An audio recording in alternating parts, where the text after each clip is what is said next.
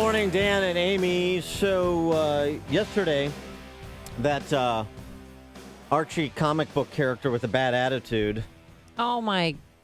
Father Flager, He does kind of look like. Yeah. Father Flager, who's a disgrace to the Catholic Church. He gives the Catholic Church, he raises a lot of money for the Catholic Church. Hey, parishioners of St. Sabina. They love him. And black families in Auburn Gresham, wake up.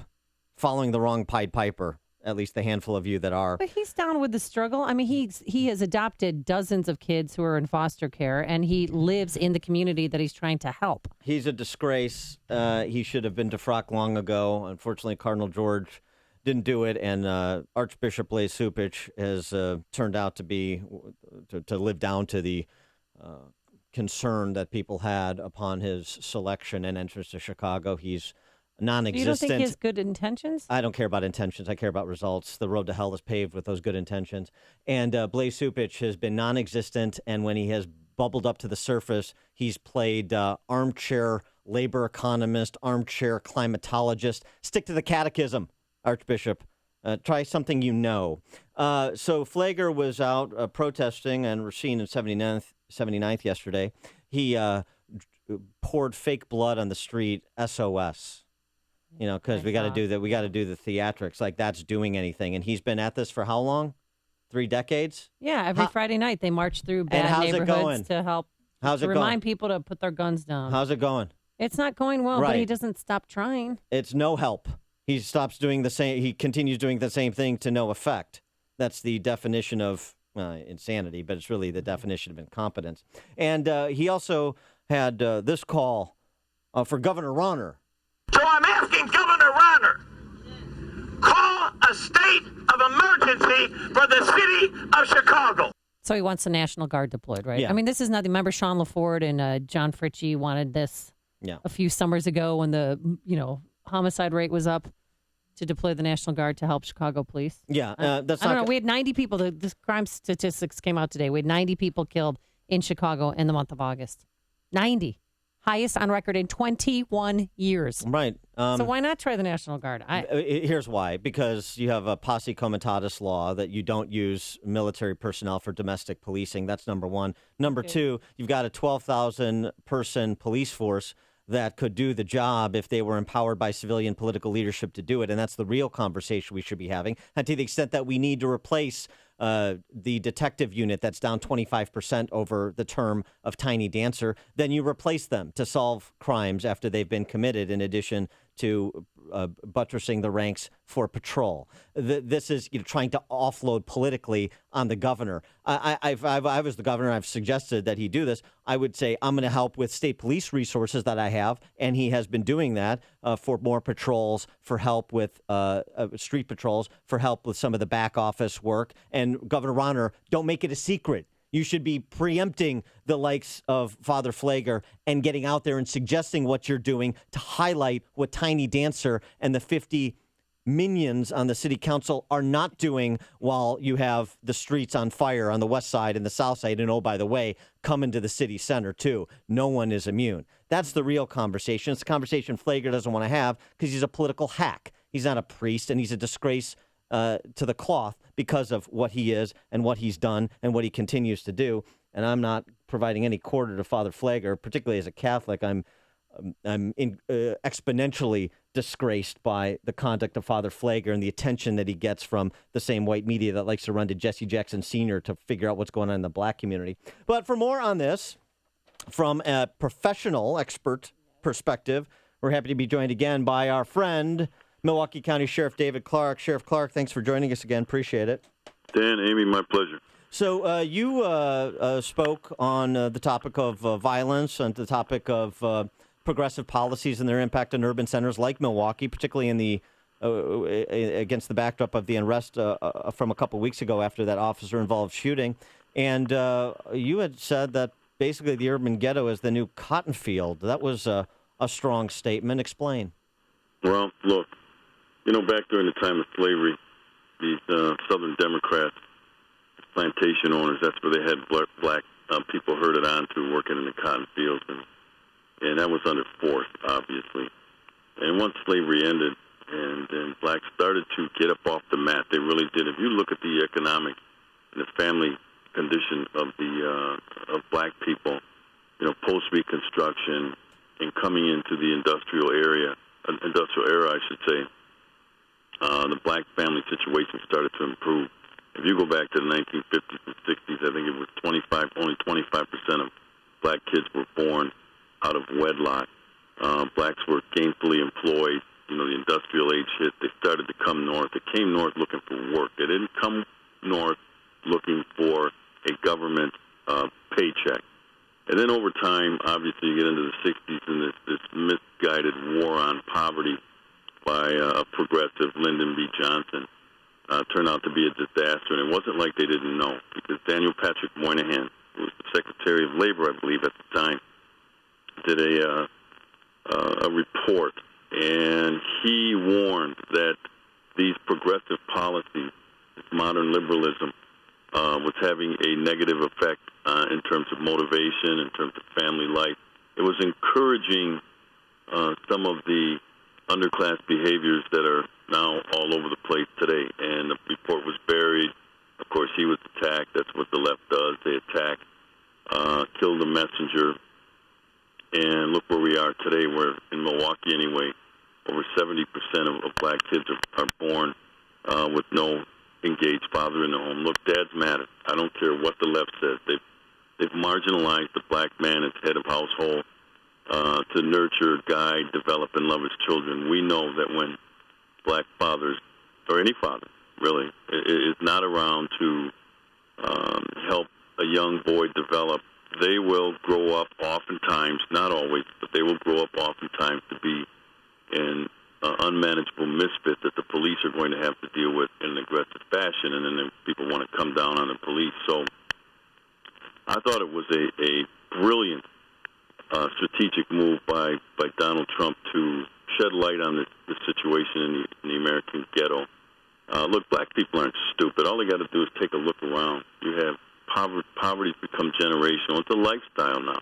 You have these failing public school systems. You have massive unemployment.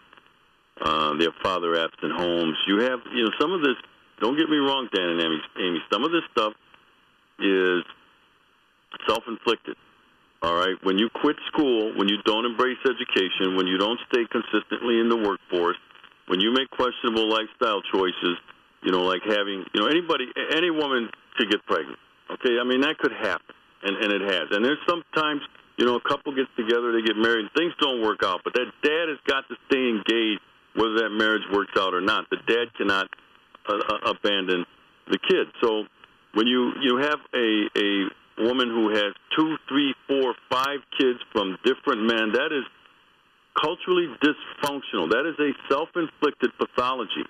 When you make questionable lifestyle choices like gang involvement, like drug and alcohol use, that is a self-inflicted pathology. So there's a combination of things going on here. But look, this stuff's allowed to go on in the light of day, and nobody talks about it. Everybody stays away from it. I don't mean, when I say that, I know you guys, I will, but I'm talking about as a nation. We will not look at this deplorable state, because now, and that's what I mean by the cotton field has been replaced by the urban ghetto. So these progressive Democrats have herded black people into these hellholes called the American ghetto, and they're trapped. Okay, it's not that when I say trapped, I'm talking not physically, emotionally. Well, what should President Obama do? When you have found a comfort zone in that situation, where are you going to go? You feel trapped, and it becomes generational. It becomes a lifestyle. They find a comfort zone in it, and shame on the Democrats. They've done this for political power. Look at the city of Chicago. That's the power base politically in terms of votes. That's really all they're interested in from these ghetto conditions. They have people herded on to for votes. So a way to break the cycle is to become a Republican and vote Republican? No, that's not it at all. What I'm asking, and I've been doing this for a long time. See, black people have been separated from their history. You can go all the way back to post-Reconstruction. All right, it was Abraham Lincoln from Illinois, as you know. President Abraham Lincoln, who freed the slaves, all right? The 13th, 14th, 15th Amendment that gave blacks the right to vote. Like I said, we started getting up off the mat. You look at people, we had leaders like, abolitionists like Ida B. Wells. You had people like Frederick Douglass. You had people like Booker T. Washington. These were the leaders of their time of the black community. Typically, blacks pre-1960 voted Republican. I don't tell them to vote Republican. I tell them to make people work for your vote. Go out, shop it around.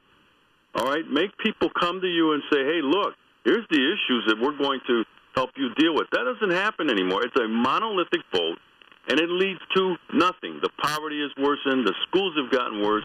The housing's inadequate. It can't find meaningful work, all with this monolithic voting pattern. So all I ask people to do is open your eyes, make your own decision, okay, and don't fall prey to this nonsense. If you vote Republican, they'll take your rent assistance away. They'll take your, food assistance away. They'll take, all of these welfare benefits away. That's debilitating to somebody who can't sort it out. I just want black people to free their mind and make their own decision. If they want to continue to vote Democrat, look, if you're in a position, you're a black businessman. Let's say you own your own business. You're doing pretty good in life. You want to continue to vote Democrat, fine. But if you got nothing, you come from generational poverty, and it's become a lifestyle, and you look around you, look at the dilapidated conditions. I go, free your mind, look around and say, what has this voting pattern done for me? And the answer is nothing. Things have gotten worse. And then make the decision. But right now, it's monolithic. It's entrenched. And I just want black people to begin to critically think, peel the layers back. You've been hoodwinked into this situation. And it's just time to emotionally, that's the last bastion, as far as I'm concerned, of freedom for black people in the United States. We've been physically freed, all right? The 13th Amendment, and I understand, Jim Crow and some of these things that happened after that. We've been physically freed. We have not been emotionally freed.